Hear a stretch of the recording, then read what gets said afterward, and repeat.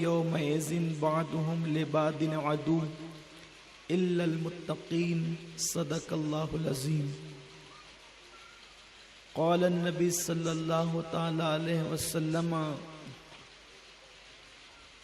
من كان لله كان الله له، او كما قال رسول الله صلى الله عليه وسلم.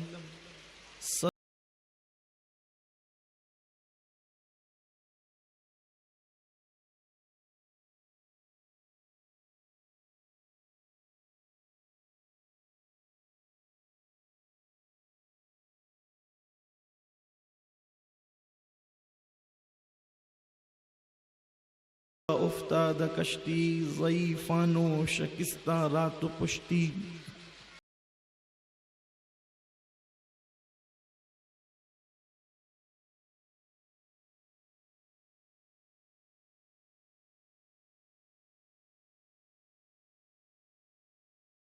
سرورا شاہا کریمہ دستگیرہ اشرفا، حرمت روح پیمبر یک نظر کن سوئے ماں، یک نظر کن سوئے ماں، یک نظر کن سوئے ماں. اے اشرف زمانہ زمانے مدد نما، درہائے بستراز کلیدے کرم کشاں. منبر پر جلوگر علماء کرام، ائمہ اعظام، حاضرین عرس غوث العالم، عزت ماں پردہ نشین ماں اور بہنوں، السلام علیکم ورحمۃ اللہ وبرکاتہ. وعلیکم السلام ورحمۃ اللہ وبرکاتہ. آج یہ محفل عرس تاریخ السلطنت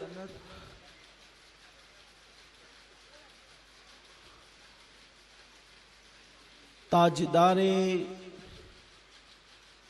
ولایت و غوثیت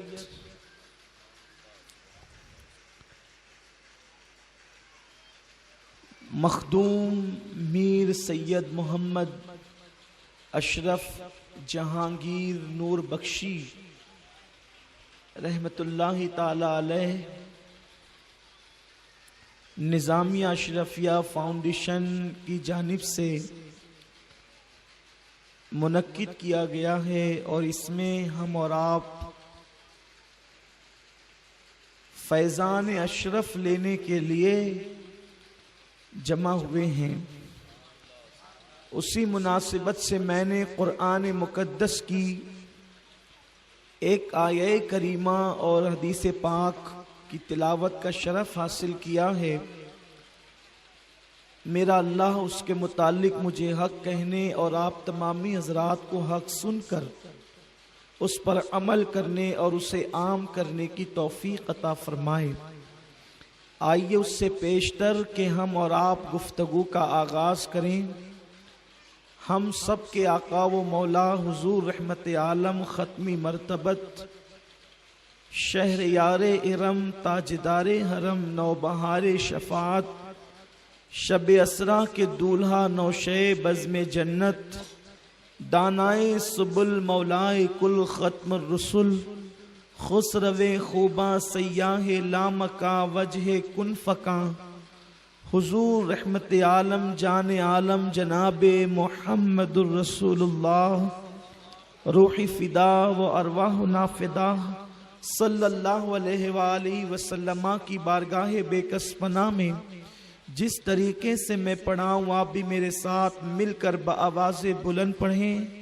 الصلاة والسلام علیک یا رسول اللہ، الصلاة والسلام علیک یا رسول اللہ، الصلاة والسلام علیک یا نبی اللہ، الصلاة والسلام علیک یا نبی اللہ، الصلاة والسلام علیک یا حبیب اللہ، الصلاة والسلام علیک یا حبیب اللہ، وعلی آلک و اصحابک یا نور اللہ. وعلى آلك وأصحابك يا نور الله صلی اللہ تعالی علیہ وسلم. صلی اللہ تعالی علیہ وسلم.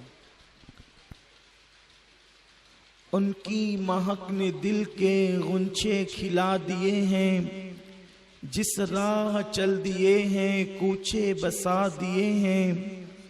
ایک دل ہمارا کیا ہے آزار اس کا کتنا، تم نے تو چلتے پھرتے مردے جلا دیے ہیں. آنے دو یا ڈبو دو اب تو تمہاری جانب، کشتی تم ہی پہ چھوڑی لنگر اٹھا دیے ہیں. اب ہم سے فقیر بھی اب فیری کو اٹھتے ہوں گے، اب تو سخی کے در پر بستر جما دیے ہیں. اور ملک سخن کی شاہی تم کو رضا مسلم، جس سمت آ گئے ہو سکے بٹھا دیے ہیں. اللہ تبارک و تعالی قرآن مقدس میں ارشاد فرماتا ہے، الاخلاء یومئذ بعضهم لبعض عدو الا المتقین، کہ جتنے تمہارے دوست ہیں قیامت کے دن وہ سب تمہارے دشمن بن جائیں گے. اگر قیامت میں تمہیں کوئی کام آئے گا تو جن متقیوں سے تم نے رشتہ جوڑا تھا وہ متقی تمہیں کام آئیں گے. انسان یہاں سوچتا ہے کہ یہ نظامیہ اشرفیہ فاؤنڈیشن والے کوئی دیوانے پاگل تو نہیں ہیں، اتنے ہزاروں روپے خرچ کر کے یہ محفل منعقد کی، یہ سنی کہیں ان کا دماغ تو نہیں چل گیا کہ یہ ہزاروں لاکھوں روپے ولیوں کی محفلوں پہ خرچ کرتے ہیں، نیاز پہ خرچ کرتے ہیں. کبھی یا غوث المدد، کبھی یا خواجہ المدد، کبھی یا مخدوم اشرف، کبھی یا اعلیٰ حضرت، کبھی وارث دیوا یا وارث اللہ وارث، کبھی یا فرید حق فرید، کبھی صابر صابر. یعنی یہ اولیاء اللہ کے تذکرے کیوں ہوتے ہیں؟ کبھی اس کا نام، کبھی اس کا نام، کبھی اس کا نام، کبھی اس کی محفل، کبھی اس کی محفل، کبھی اس کی محفل، اور اس پر ہزاروں روپے خرچ ہوتے ہیں. تو آخر یہ کیا چیز ہے؟ اس کا فائدہ کیا ہے؟ کیوں؟ اس لیے کہ قیامت میں تو بخشش اللہ نے کرنی ہے، قیامت میں تو مغفرت اللہ نے کرنی ہے، جنت تو اللہ نے عطا کرنی ہے. پھر اس کے بعد ان ولیوں سے تعلق جوڑنے کی وجہ کیا ہے؟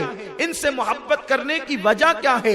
محبت اتنی مضبوط ہے ان سنیوں کی اولیاء اللہ سے کہ اپنے بچوں کے نام بھی رکھتے ہیں تو ولیوں کے نام پہ رکھتے ہیں، اپنے بچوں کے نام بھی رکھتے ہیں تو صحابہ کے نام پہ رکھتے ہیں، اپنے بچوں کے نام بھی رکھتے ہیں تو انبیاء کے نام پہ رکھتے ہیں. میرے پیارے آقا صلی اللہ علیہ وسلم کے پیارے دیوانوں، اللہ اکبر. تو کیا یہ اولیاء اللہ قیامت میں کام آئیں گے یا نہیں کام آئیں گے؟ دنیا میں کام آئیں گے یا نہیں کام آئیں گے؟ اس کا ذکر ہم قرآن سے کرتے ہیں اور قرآن سے پوچھتے ہیں، اے قرآن ذرا یہ بتا کہ دنیا اور آخرت میں کون کام آنے والا ہے؟ تو اللہ قرآن میں فرماتا ہے کہ تم نے لوگوں سے رشتے جوڑ رکھے ہیں. کسی کو صاحب اقتدار دیکھ کر کے رشتہ جوڑا، کسی کو صاحب دولت دیکھ کر رشتہ جوڑا، کسی کو صاحب حسن دیکھ کر رشتہ جوڑا، کسی کو کچھ دیکھ کر رشتہ جوڑا، کسی کو صاحب علم دیکھ کر رشتہ جوڑا. لیکن لوگوں، یہ جو تمہارے دوست ہیں جن کے ساتھ تم نے یاری کر رکھی ہے، یہ یاری تمہاری کب تک کام آئے گی؟ دنیا کے دوست تو دنیا ہی میں چھوڑ دیتے ہیں، اور اگر ساتھ بھی دے تو زندگی بھر تک ساتھ دے، لیکن قبر کی تنگ اور تاریک وادی میں چھوڑ کر کے چلے جاتے ہیں، اس کے بعد کوئی کام نہیں آتا. میرا اللہ ارشاد فرماتا ہے قیامت میں کون کام آئے گا؟ اللہ فرماتا ہے سب تو دشمن بن جائیں گے الا المتقین، لیکن جو اللہ کے اولیاء ہیں وہ قیامت میں تمہارے کام آئیں گے. کون کہہ رہا ہے؟ قرآن کہہ رہا ہے. سنیو تم کتنے خوش نصیب ہو، اللہ فرماتا ہے الا المتقین، ولی تمہارے قیامت میں کام آئیں گے. سوچو ایک مجرم ہے اور بچانے کے لیے ایک دو نہیں بلکہ سینکڑوں اولیاء موجود ہوں گے. ارے یہ دو ہاتھ ہیں، ان دونوں ہاتھ کو کس کس کے ہاتھ میں دیں گے؟ گویا کہ مجرم ایک ہوگا. عبد القادر جیلانی کہیں گے میں بچانے آیا، غریب نواز کہیں گے میں بچانے آیا، وارث دیوا کہیں گے یہ میرے نام کی مالا جپتا تھا میں بچانے آیا، جنید بغدادی کہیں گے میرا غلام تھا میں بچانے آیا، مخدوم اشرف کہیں گے میرا غلام تھا میں بچانے آیا. اگر یہ کسی لیڈر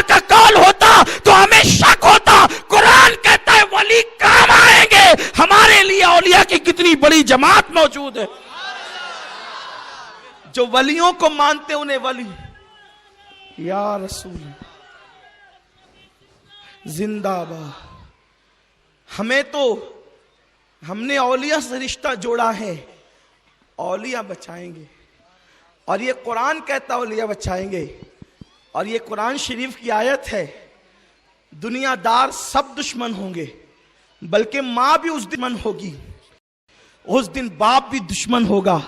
हम कोई पागल लोग नहीं है, हमने बहुत सोच समझ के रिश्ता जोड़ा है, और उनसे रिश्ता जोड़ा है जिनको अल्लाह का वली कहते हैं। और कुर्बान जाएं, इन औलिया की शान क्या है। हमारी जमात में औलिया अल्लाह है, और कैसी बड़ी बड़ी शान वाले औलिया है। गौस पाक पर नजर करें तो ऐसा लगता है कि सारी फजीलतें यही तमाम हो रही है। गरीब नवाज पे नजर करे तो ऐसा लगता है सारी फजीलतें यही तमाम हो रही है। गरज के हुजूर सल्लल्लाहु अलैहि वसल्लम की सुन्नत में औलियाए किराम का ना खत्म होने वाला सिलसिला है, बल्कि उसको यूं कहूँ, विलायत शुरू होती है अली से। इस उम्मत में विलायत शुरू होती है अली से और ख़त्म होती है इमाम मेहदी पर। इसीलिए तो मेरे आका फरमाते हैं, इस उम्मत की तकदीर कितनी अच्छी है, जिसकी इब्तिदा में मैं हूँ और जिसकी इंतहा पर मेहदी है। मेरे प्यारे आका अलैहिस्सलाम के प्यारे दीवानों, इसलिए रिश्ता जोड़ना है, वलियों से जोड़ो, उन वलियों से जिन लोगों को अल्लाह ने अपना दोस्त बनाया है। लोग गलत फहमी का, मेरे नौजवान गलत फहमी का शिकार है कि हम अल्लाह अल्लाह क्यों ना करें। बेशक अल्लाह अल्लाह करें, अल्लाह अल्लाह कहने से मना किसने किया, लेकिन अल्लाह अल्लाह कहने का तरीका ये औलिया अल्लाह सिखाते हैं। अल्लाह अल्लाह कहने का तरीका ये औलिया अल्लाह सिखाते हैं, वरना अल्लाह अल्लाह तो शैतान भी करता रहा और 80,000 साल तक करता रहा, लेकिन उसका अल्लाह अल्लाह कहना उसको काम ना आया।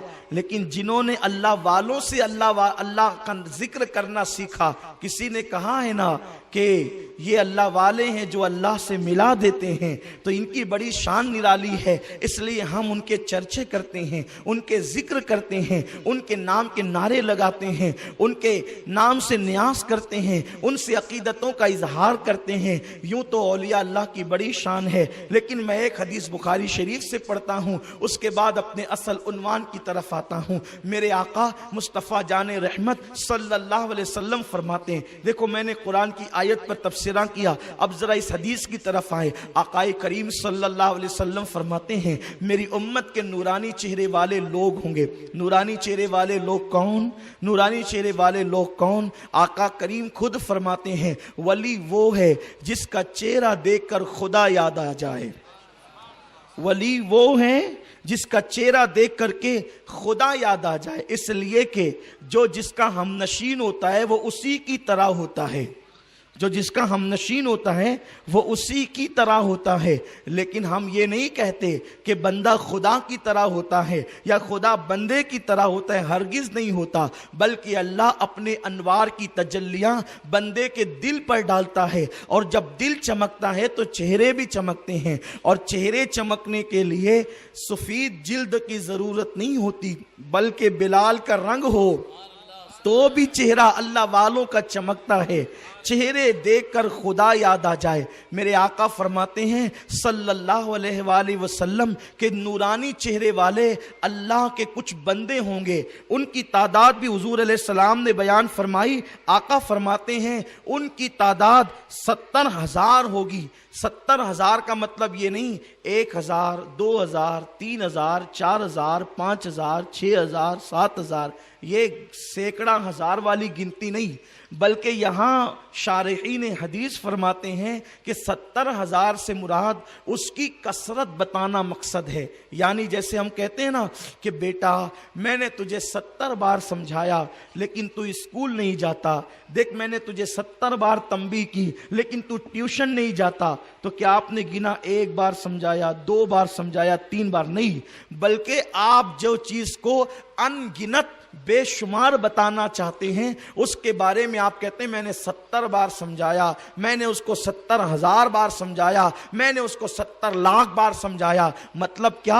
बेशुमार मर्तबा समझाया। तो अब हदीस पाक की तर्जुमानी यूं हो रही है कि मेरी उम्मत के कुछ लोग ऐसे हैं जिनकी तादाद बेशुमार होगी और उनके चेहरे ऐसे चमकेंगे जैसे 14वीं रात का चांद चमकता है। मेरे प्यारे आका सल्लल्लाहु अलैहि वसल्लम के प्यारे दीवानों, आका फरमाते हैं वो बेहिसाब जन्नत में जा रहे होंगे। याद रखना, चेहरे खुदा इसलिए चमकाता है ताकि लोग पहचान ले कि मेरा कौन है। और जो अल्लाह वाले होते हैं दुनिया में भी उनके चेहरे चमकते हैं और जनाजे में भी उनके चेहरे चमकते हैं, जनाजे में भी चेहरे चमकते हैं।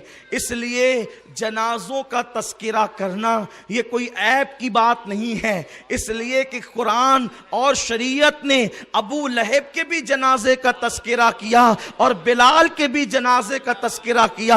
आप बेमौका हदीस न पढ़ा करें कि मरने वाले को मरने के बाद वो बुरे अल्फाज से याद करना नाजायज है। अगर मरने वाले को मरने के बाद बुरे अल्फाज से याद करना नाजायज होता तो कुरान से तब्बत यदा अबी लहब निकाल देना पड़ता, कुरान से तब्बत यदा अबी लहब निकाल देना पड़ता। वो तो नाम लेकर के मुजम्मत है और तुल्लिम बादा जालिका ज़नीम निकाल देना पड़ता। इसी तरीके से और भी कुरान की आयत निकालनी पड़ती, कुल या अय्युहल काफिरून, जिनके बारे में कुरान ने कहा है काफिरो, ओ अबू जहल, ओ अबू लहब, ओ उतबा शैबा। ये कुरान की आयत निकाली नहीं गई। पता चला मुस्तफा के वफादारों का जिक्र जमीन पर है तब भी खैर से होगा, जमीन के अंदर है तब भी खैर से होगा, और गद्दारों का जिक्र जमीन पर है तब भी मुजम्मत से होगा और अंदर जाए तब भी मुजम्मत से होगा, ताकि लोग उनको पहचान ले, उनकी हकीकत को पहचान। नारे तकबीर, नारे रिसालत, हुजूर निगरां सुन्नी दावत इस्लामी। हमने हदीस पढ़ी है यार, हमें हदीस बस बेमौका हदीस पढ़ने की जरूरत नहीं है, मौके से हदीस पढ़ा करो। इसलिए कि मौलाए कायनात ने फरमाया कि इंसान 2 साल में बोलना सीख जाता है लेकिन पूरी जिंदगी चली जाती है, ये नहीं सीख पाता कि कौन सी बात करना कहां चाहिए। ये बड़ा फन है, बात करना फन नहीं है, किस मौके से बात कहां की जानी चाहिए ये बड़ा फन है। तो मेरे आकाए करीम सल्लल्लाहु अलैहि वसल्लम इरशाद फरमाते हैं मेरी उम्मत के नूरानी चेहरे वाले लोग बेशुमार क़यामत के दिन होंगे। अल्लाह फरमाएगा जाओ जाओ आज तुम मेरे मेहमान हो, जन्नत में दाखिल हो जाओ। तवज्जो फरमाए, याद रखो लोगों, उनसे रिश्ता न जोड़ना, इसलिए कि उनसे रिश्ता न जोड़ना जो शादी की दावत में तुम्हें छोड़कर तुमसे पहले खा लेते हैं। लेकिन ये अल्लाह के वलियों की बात कर रहा हूं, सारी जिंदगी दूसरों को खिलाते रहे और आज भी लोग उनके नाम पर खिला रहे हैं। अल्लाह अकबर। अल्लाह फरमाएगा जाओ तुम जन्नत में जाओ। देखो जन्नत कितनी बड़ी चीज है, जन्नत में क्या नहीं है, हूने जन्नत में है, अल्लाह अकबर, नहरें जन्नत में है, महल जन्नत में है। जन्नत उसको कहते हैं जिसमें किसी चीज की कमी ना हो। अल्लाह कहेगा जन्नत में जाओ, वो वली रुकेंगे, जन्नत में नहीं जाएंगे। तवज्जो करें, रिश्ता आपने जिन वलियों से जोड़ा उनकी शान क्या है। ये बुखारी शरीफ की हदीस पढ़ रहा हूं, उसकी तर्जुमानी भी साथ साथ कर रहा हूं, उसकी शरह भी कर रहा हूं। अल्लाह फरमाएगा जन्नत में जाओ।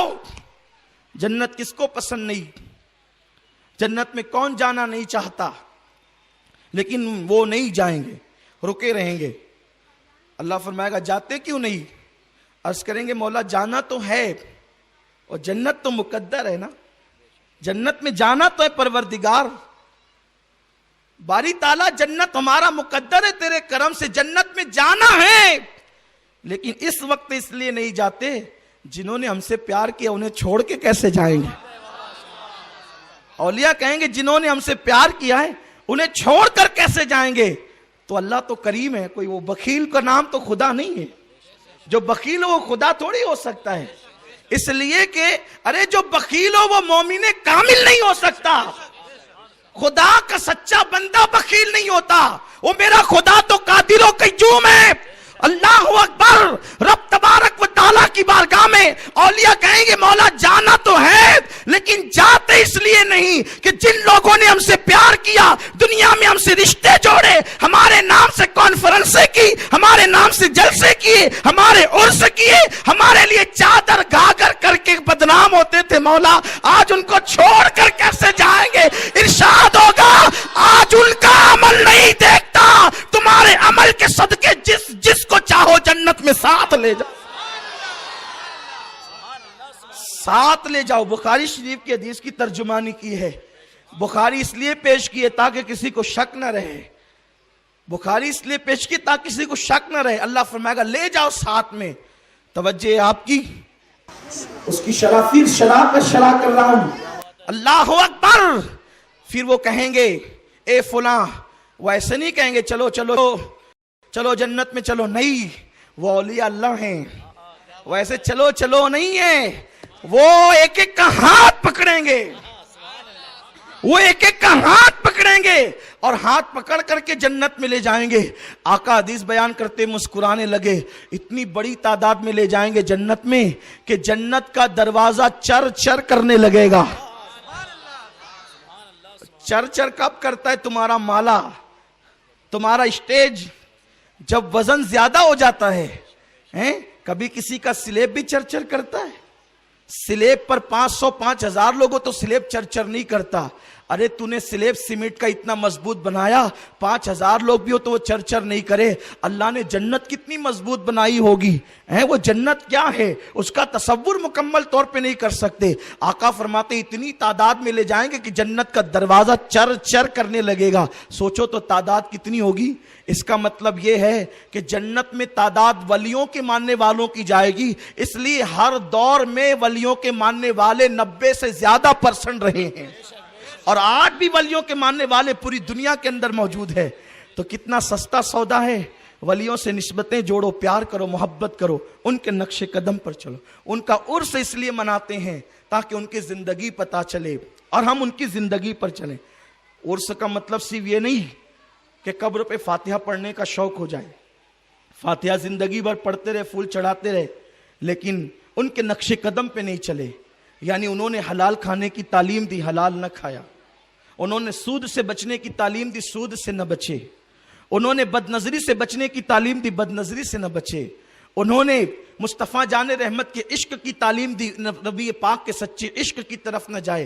یعنی اولیاء اللہ کے نام کا نعرہ لگانا صرف عشق نہیں ہے, بلکہ اولیاء اللہ نے جو تعلیمات عطا فرمائی ان تعلیمات پر چلنا سچا عشق یہ ہے. ورنہ ان لوگوں کا عشق کیا ہے جو کہتے ہیں ہم تو مخدوم پاک کے ماننے والے ہیں, ہم تو غوث پاک کے ماننے والے ہیں, لیکن اذان ہوتی ہے تو وہ نکڑ پر بیٹھے ہوتے ہیں اور مسجد میں جانے کی توفیق نہیں ہوتی. یاد رکھیں حقیقت میں یہ اولیاء اللہ سے محبت کا دعویٰ صرف زبان تک ہے. اگر دل سے دعویٰ ہو تو سرکار غوث پاک نے ہر دن عشاء کی نماز کے لیے وضو کرتے تھے, اسی وضو سے پوری رات عبادت کرتے تھے. اس طرح آپ نے 40 سال تک کے عشاء کے وضو سے فجر کی نماز پڑھی ہے. میرے پیارے آقا صلی اللہ علیہ وسلم کے پیارے دیوانوں, اور کوئی ولی مقام ولایت تک اس وقت تک نہیں پہنچتا جب تک کہ وہ کثرت کے ساتھ عبادت نہ کرے. ہر ولی عبادت کی تعلیم دیتا ہے. میرے پیارے آقا علیہ السلام کے پیارے دیوانوں, میری سنی قوم کی عجیب سچویشن ہے, ان کے عجیب حالات ہے, بد عملی کا شکار بھی ہیں اور سوچتے ہیں کہ ہم اللہ والوں سے محبت کرنے والے ہیں. یاد رکھنا صرف چادر چڑھانے کا نام محبت نہیں, صرف پھول چڑھانے کا نام محبت نہیں, صرف نیاز کرنے کا نام محبت نہیں. یہ بھی کرو لیکن ساتھ ساتھ جو فرائض و واجبات ہے اس کی طرف بھی آؤ, تاکہ کردار بھی عشق کا انداز عطا کرے, تاکہ کردار بھی عشق کا ثبوت دے اور دل بھی محبت کے پھول بکھیرتا ہوا نظر آئے. میرے پیارے آقا علیہ السلام کے پیارے دیوانوں, ولیوں میں ہر ولی کی شان جدا جدا ہے. عام اولیاء اللہ کے بارے میں یہ فضیلت بیان کی گئی, لیکن وہ لوگ جو حضور علیہ السلام کے خاندان کے اولیاء ہیں ان کی شان ہی کچھ اور ہے. اور اسی خاندان سے حضرت مخدوم اشرف جہانگیر سمنانی کا تعلق ہے. یہ سرکار مخدوم اشرف جہانگیر سمنانی نور بخشی خاندان میں, سمنان جو ایران کا ایک علاقہ ہے وہاں آپ کی ولادت ہوئی. اور آپ کی ولادت کے متعلق بھی بڑا ایمان افروز واقعہ ہے. آپ کے ابا جان حضرت ابراہیم نور بخشی یہ وقت کے تاجدار تھے, بادشاہ تھے, اور آپ کو کوئی اولاد نہ تھی, اولاد نہیں تھی، بڑی فکر رہتی تھی کہ اولاد نہیں ہے تو میرا تخت سنبھالے گا کون. تو ایک دن آپ اپنی بیوی کے ساتھ چاشت کی نماز کے بعد اپنے محل میں جلوہ گر تھے تو دیکھا کہ ایک مجذوب بزرگ، ابراہیم مجذوب ان کا نام تھا، وہ بغیر کسی دروازے کے، کیونکہ دروازے پر تو پیرے لگے تھے، صحن کے اندر کھڑے ہوئے نظر آئے. میاں بیوی کو متفکر دیکھا، فکر میں ڈوبا ہوا دیکھا تو ابراہیم مجذوب نے فرمایا بادشاہ جی کیوں آپ اس قدر فکر مند ہے؟ تو اس وقت حضرت ابراہیم نور بخشی جو سرکار مخدوم اشرف کے والد ہیں، آپ نے عرض کیا، کیونکہ جب ان کو اپنے محل کے اندر اچانک دیکھا تو سمجھ گئے کہ اللہ والے ہیں. اللہ کے اولیاء کو اللہ کتنی طاقت دیتا ہے کہ جب چاہیں اپنے تصرفات سے جہاں چاہیں پہنچ جاتے ہیں. اس پہ بہت سی دلیلیں ہیں، لیکن میں دلیلوں سے صرف نظر کرتے ہوئے مخدوم پاک کی سیرت بیان کرنا چاہتا ہوں. اس کی وجہ صرف ایک دلیل پیش کرتا ہوں کہ ولی کا تصرف اتنا ہے کہ وہ جب چاہیں جہاں چاہیں اپنی ولایت کی طاقت سے، اللہ کی دی ہوئی طاقت سے پہنچ جاتے ہیں. جیسے کہ سورہ نمل کے اندر اللہ پاک نے حضرت آصف ابن برخیہ کا ذکر کیا کہ آصف بن برخیہ پلک کے جھپکتے آپ نے یمن سے جو ہے وہ تخت بلقیس ملک شام میں لا کر کے پیش کر دیا. یہ قرآن میں موجود ہے، یعنی اپنی جگہ سے ہٹے بھی نہیں اور وہ یمن بھی پہنچے، یہاں بھی موجود وہاں بھی موجود، یہاں بھی موجود وہاں بھی موجود. اور یہ کون کہہ رہا ہے؟ قرآن کہہ رہا ہے کہ پلک جھپکتے انہوں نے تخت بلقیس لا کر کے پیش کر دیا. تو یہی عقیدہ قرآن سے ملا ہے کہ اللہ تعالیٰ جس کو طاقت دے، ولایت کی طاقت، تو وہ اپنی طاقت سے جہاں چاہتا ہے پہنچ جاتا ہے. اور جو پہنچ جاتا ہے تو وہ نظر بھی آتا ہے، لیکن نظر آنے کے لیے ایسی نظر چاہیے. وہ تو جلوہ بکھیر رہے ہیں لیکن ہماری نظر کام نہیں کرتی، اور جس پہ کرم ہو جاتا ہے وہ پھر اس کو نظر بھی آتے ہیں. میرے پیارے آقا صلی اللہ علیہ وسلم کے پیارے دیوانوں، تو حضرت ابراہیم نور بخشی سرکار مخدوم اشرف کے والد کہتے ہیں کہ بابا جی بات یہ ہے کہ گھر میں اولاد نہیں ہے، بیٹا چاہیے. تو آپ نے فرمایا کہ جا، میں تجھے بیٹے کی ایک نہیں بلکہ 2 بیٹوں کی تجھے بشارت دیتا ہوں، اور نام بھی عطا فرمایا. ایک کا نام محمد اشرف ہوگا اور دوسرے کا نام محمد عارف ہوگا. آپ غور فرمائیں، 2 بیٹوں کی بشارت دی اور فرمایا جو اشرف ہوگا وہ اپنے وقت کا بہت بڑا ولی ہوگا اور اس کا فیضان مشرق سے لے کر مغرب تک کے جو ہے وہ پھیلے گا اور شمال سے لے کر جنوب تک کے پھیلے گا. آپ غور فرمائیں، لوگ کہتے ہیں کل کیا ہونا ہے یہ کسی کو نہیں پتا. بالکل نہیں پتا. اللہ جس کو نہ بتائے کسی کو کل کیا، پل میں کیا ہونا ہے کسی کو نہیں پتا. لیکن اگر اللہ بتا دے تو قیامت تک کے حالات اللہ کے ولیوں کو بھی پتا چل جاتے ہیں. تو مخدوم اشرف کی ولادت نہیں ہوئی اور اس کے بعد وہ فرماتے ہیں کہ تمہارے گھر بیٹا پیدا ہوگا، اور اس کے بعد وہ کہتے ہیں لیکن سنو سنو، اس پر یہ جو دعا کی جا رہی ہے یہ یوں ہی نہیں ہے بلکہ اس کی بھاری قیمت تمہیں دینی پڑے گی. اور اس کے بعد آپ یہ کہہ کر کے تشریف لے گئے. پھر کیا تھا؟ خوشی کی ایک لہر دوڑ گئی، گویا کہ حضرت ابراہیم نور بخشی کے آنگن میں خوشیوں کے پھول کھلنے لگے. اور چند دنوں کے بعد خوشخبری ملی کہ جو ہے وہ محترمہ کے شکم کے اندر کوئی پروان چڑھ رہا ہے، کوئی مہمان آنے والا ہے. اور اس کے بعد اللہ اکبر، اللہ اللہ، سرکار مخدوم اشرف کی آمد سے پہلے مصطفیٰ جان رحمت ان کی امی کے خواب میں تشریف لا کر فرماتے ہیں بیٹی تیرے شکم میں جو بچہ پرورش پا رہا ہے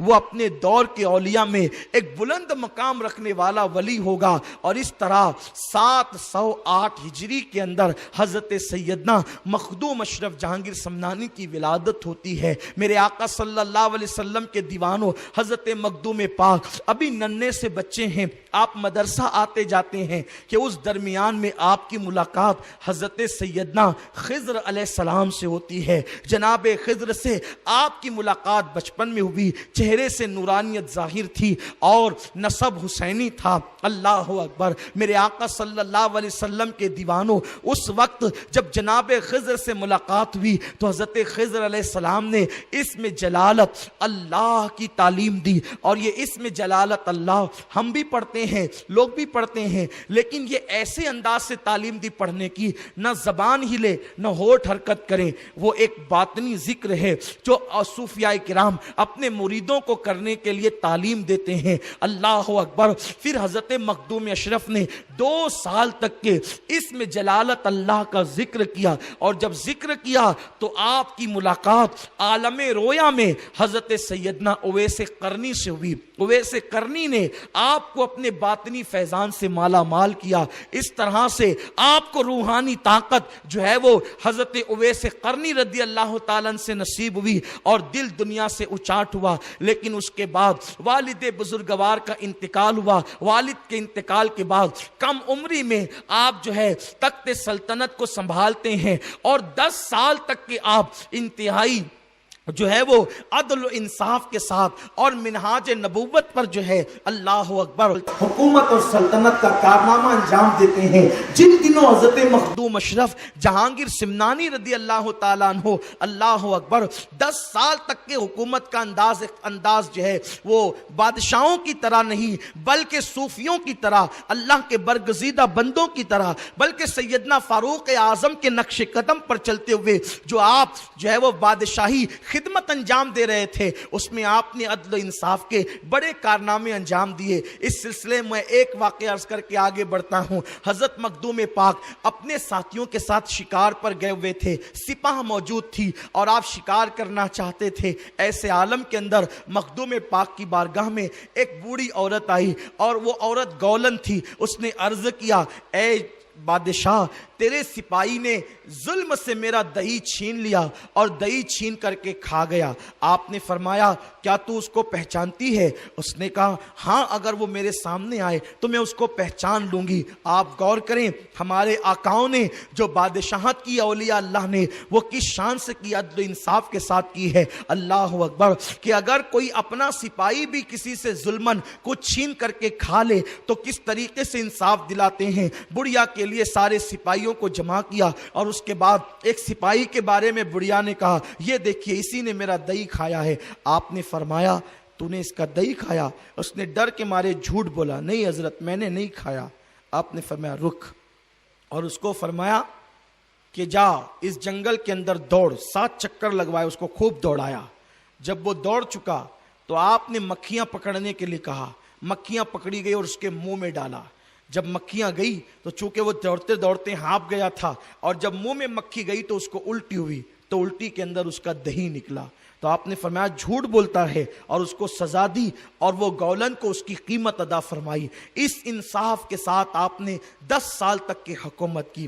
لیکن آپ کا دل دنیا سے اچاٹ ہو گیا تھا. جس دل میں خدا بستا ہے اس دل کے اندر پھر مال کی محبت نہیں ہوتی، اقتدار کی محبت نہیں ہوتی.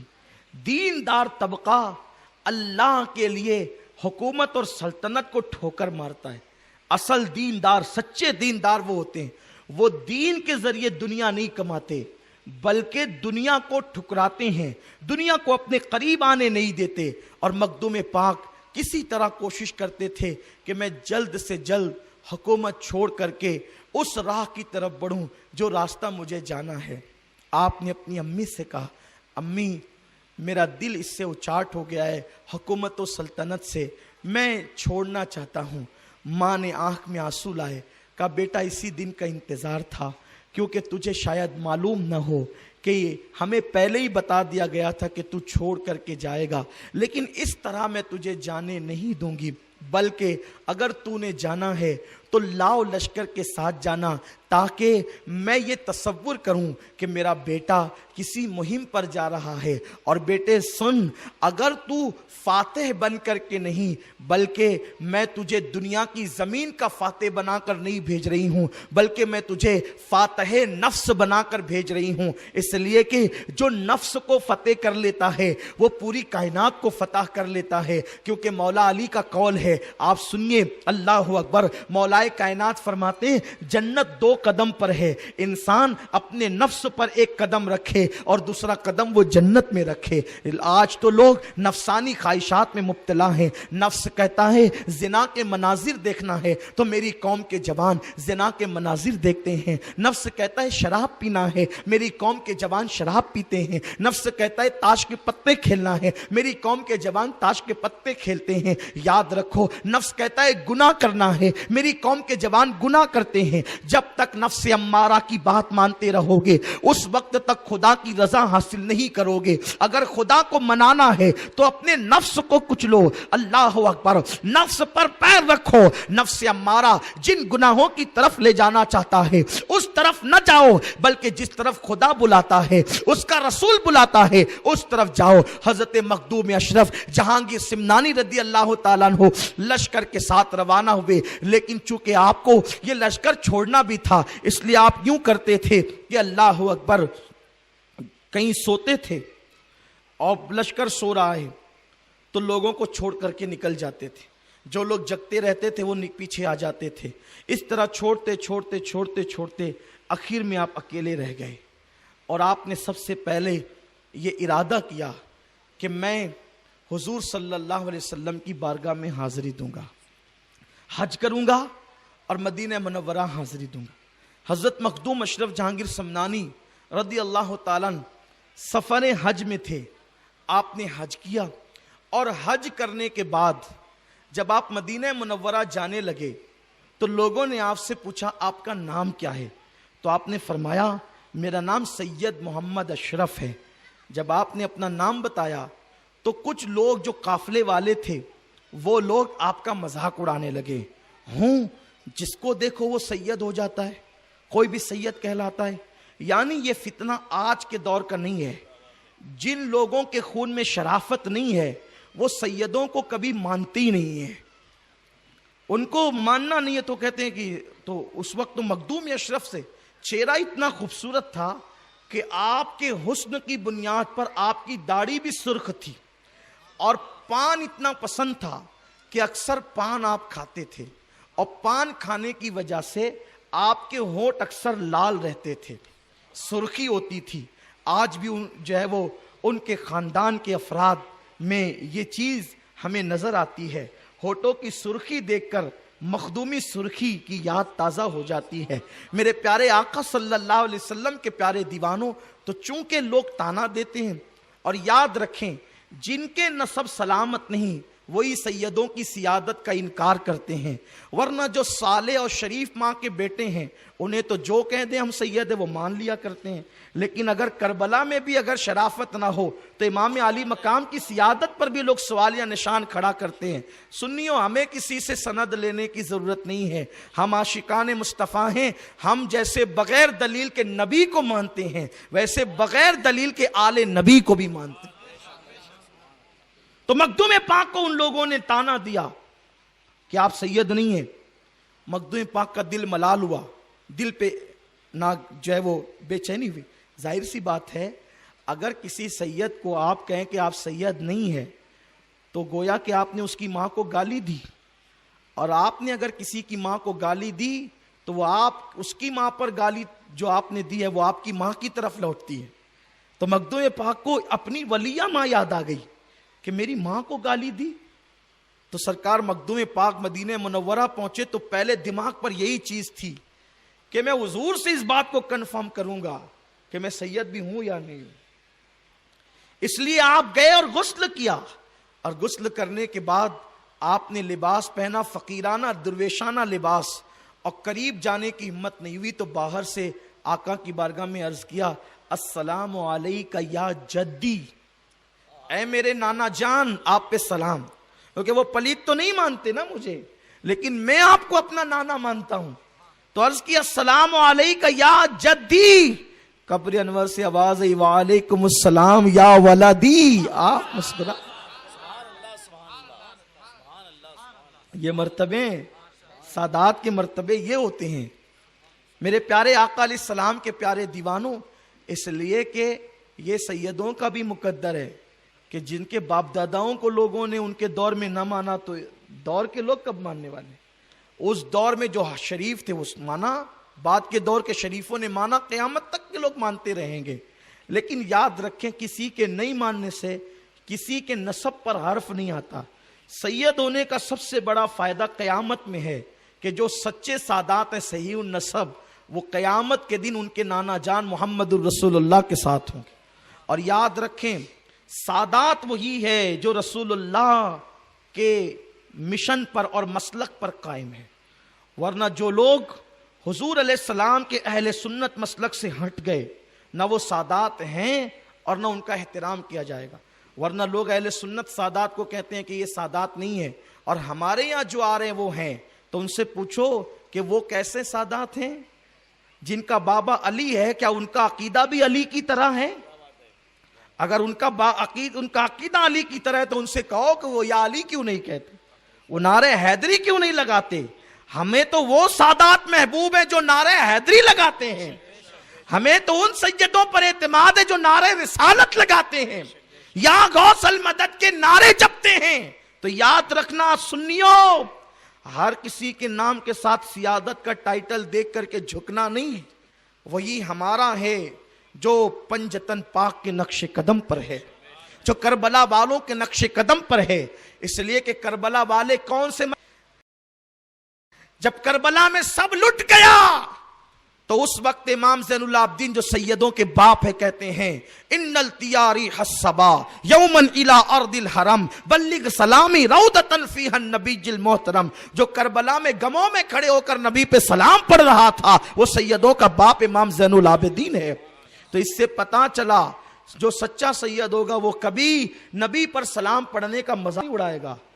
بہرحال گفتگو دور نہ نکلے تو مخدوم اشرف جہانگیر سمنانی نے سلام کیا السلام علیکہ یا جدی، اے میرے نانا جان آپ پہ سلام ہو۔ جواب آیا وعلیکم السلام یا ولدی، اے میرے بیٹے۔ قربان کیا لذت ملی ہوگی، اے میرے بیٹے تجھ پر بھی سلام ہو۔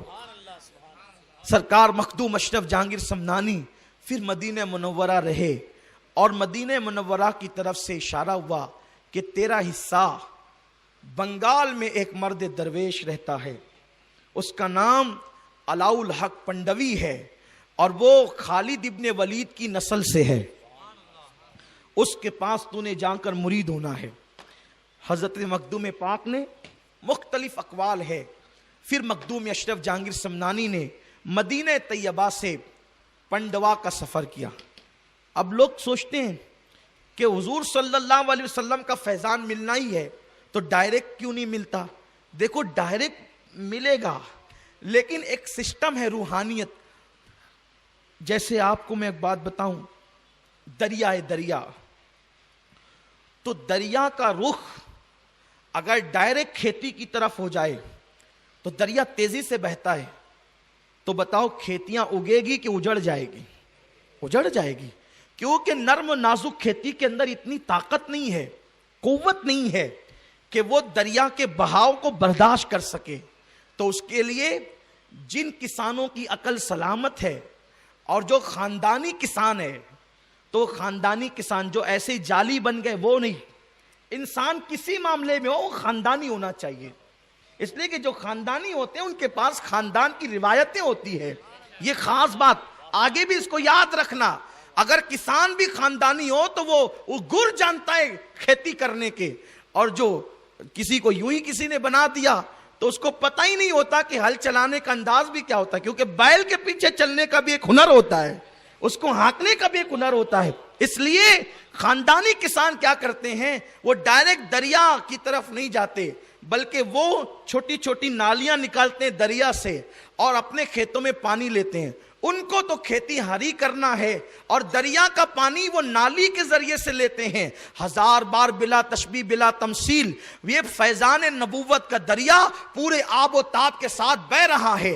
ایمان کی کھیتی کو ہری کرنا ہے تو تمہارے نرم نازک دل اس کو ڈائریکٹ برداشت کرنے کی طاقت نہیں رکھتے، تو سید عالم صلی اللہ علیہ وسلم نے ایک سسٹم عطا کیا ہے کہ اس دریا سے اگر فیض لینا ہے تو اس دریا سے مختلف نہریں نکلتی ہے، جس نہر سے بھی وابستہ ہو جاؤ گے ایمان کی کھیتی ہری ہو جائے گی۔ لیکن ہر دریا ہر جو ہے وہ نہر اسی دریا سے ہے، اور اس دریا میں کسی نہر کا نام قادریت ہے، کسی کا نام چشتیت ہے، کسی کا نام سہروردیت ہے، کسی کا نام اشرفیت ہے، کسی کا نام برکاتیت ہے، کسی کا نام رضویت ہے، کسی کا نام کلندریت ہے، کسی کا نام مداریت ہے، کسی کا نام تیغیت ہے، کسی کا نام ابو لولائیت ہے۔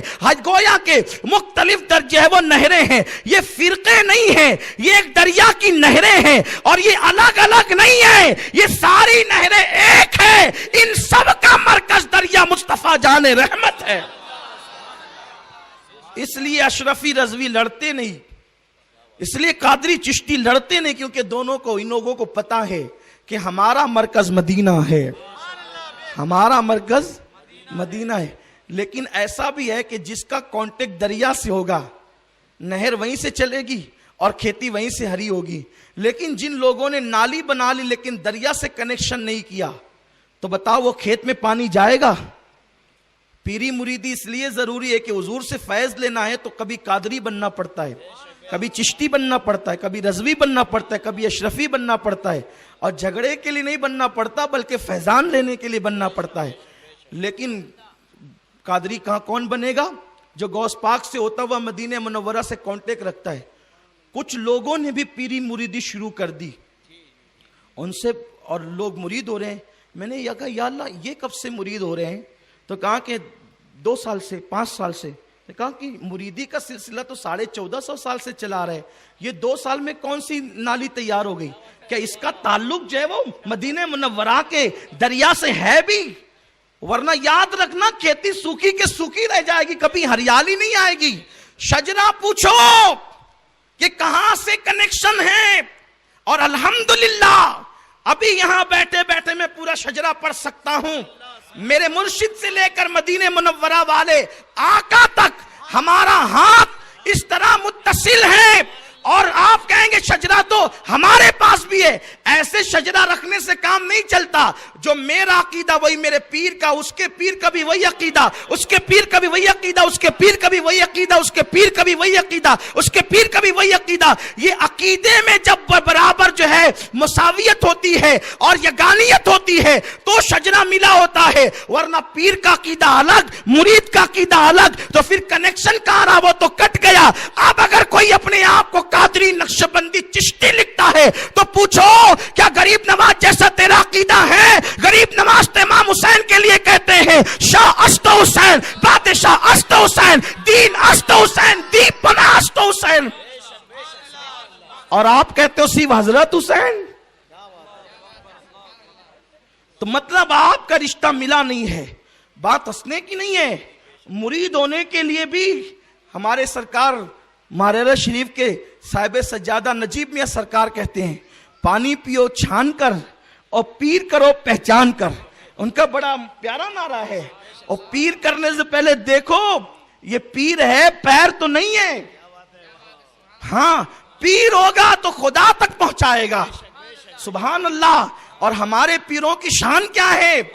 جا کر کے مدینے سلام کرتے السلام علیکہ یا جدی، تو اتنا مضبوط رشتہ ہے، جواب آتا ہے وعلیکم السلام یا ولدی۔ یہ ان آقاؤں سے اپنا رشتہ ہے الحمدللہ تعالی۔ یہ ایک ہمارا پیر ہے جسے مخدوم اشرف کہتے ہیں، یوں جواب آیا۔ ایک دوسرا پیر ہے، میں کبھی یہ بات نہیں کرتا لیکن آج تحدیث نعمت کے لیے عرض کر رہا ہوں، مجھے بے فضل ہی تعالی 14 سلسلوں کی خلافت ہے، لیکن جب بھی کسی نے خلافت دی تو میں نے کبھی اس کا ذکر نہیں کیا۔ کیوں نہیں کیا اس کا ذکر؟ اس لیے نہیں کیا کہ یہ چیزیں چھپانے کی ہوتی ہے، چھپانے کی نہیں ہوتی۔ ہاں تو لیکن رفاعی سلسلے کا بھی میں خلیفہ ہوں، اور اشرفی سلسلے کا بھی خلیفہ، اس لیے میں اشرفی بھی ہوں، رضوی بھی ہوں، چشتی بھی ہوں۔ 14 सिलसिले मेरे पास है अल्हम्दुलिल्लाह ताला, और मैं इस पे फख्र नहीं बल्कि शुक्र करता हूँ। हाँ, पूरे हिंदुस्तान में घूमना होता है, लोग शफकत करते हैं, हमारे पीरान निज़ाम बड़ी शफकत करते हैं, अता करते हैं, नवाजते रहते हैं। तो इसीलिए मेरा ताल्लुक हर खानका से, मैं कभी किसी खानका का बेअदब नहीं हूँ, इसलिए कि बेअदब वो होता है जो खानका से बाहर होता है। मेरा रिश्ता तो इतने लोगों से जुड़ा हुआ है। तो एक तो मखदूम अशरफ हमारा पीर, सलाम किया सलाम अलैका या जद्दी, वाले जवाब वालेकुम अस्सलाम या वाले। और हमारा दूसरा पीर रिफाई सैयद अहमद कबीर रिफाई, सैयद अहमद कबीर रिफाई, ये गए बारगाह रिसालत में। जो नबी को जिंदा मानेगा वो क्या अर्ज करेगा, है? जो नबी को मुर्दा मानेगा वो क्या अर्ज करेगा? अर्ज तो जिंदा करता है जो जिंदा मानता है। लोग जिनके अकीदे ये हो कि नबी मरकर मिट्टी में मिल गए, वो जाएंगे तो मांगेंगे क्या? वो जैसे अस्सलाम अलैका या हलल कबूर पढ़ते हैं, बस वैसे जाकर अस्सलाम अलैका या नबी पढ़ देते हैं। लेकिन 12 लोग वहां तो या नबी तो पढ़ते हैं। एक मरतबा मैं मदीना शरीफ हाजिर हुआ, सरकार का करम, आप लोगों की खिदमत करते हैं ना, आप लोग की जूतियां सीधी करते हैं, खिदमत करते हैं, तो करम होता है, तो साल में 2-3 बार सरकार बुला ही लेते हैं, हाजिरी हो जाती है। तो मैं हाजिर हुआ, तो हाजिर होने के बाद सरकार की बारगाह में तो अपने तो गुलाम ही हैं, वहाँ तो सांस लेना भी जो है वो डर लगता है। अदब का हेस्त जेर आसमाज अर्श नाजुक तर, नफस गुम कर दमी आयत जुनैदो बायजीदी जा। तो एक साहब मालेगांव के थे, तो लेकिन वो मुझसे मुत्तफिक नहीं थे, इसलिए कि वो अहले सुन्नत से उनका ताल्लुक नहीं था, इसलिए वो मुत्तफिक नहीं थे। वहाँ मिले तो उसने कहा मौलाना जो है वो मैं चाहता हूँ कि आपके साथ बारगाह रिसालत में हाजिरी दूँ। मैंने उनको देखा, मैं कहा आप है कहाँ के? तो कहा मालेगांव रहता हूँ, नाम नहीं लूँगा, लेकिन कहा कि आप चाहता हूँ कि आपके साथ हाजिरी दूँ। मैं कहा ठीक है, बात ऐसी है तो चलो। तो मैं वहाँ गया तो सुनहरी जालियों के पास मैं खड़ा रहा, तो खड़ा ही रह गया। फिर वहाँ अपनी खबर किसको होती है, खड़ा ही रह गया, अर्ज मारूज का सिलसिला चलता रहा, और वो 2-3 सेकंड के बाद बाहर हो गए। अपनी अपनी तबीयत है सबकी, मैं ये नहीं कहता कि गलत किया कि सही किया, लेकिन बात बता रहा हूँ, वो बाहर हो गए।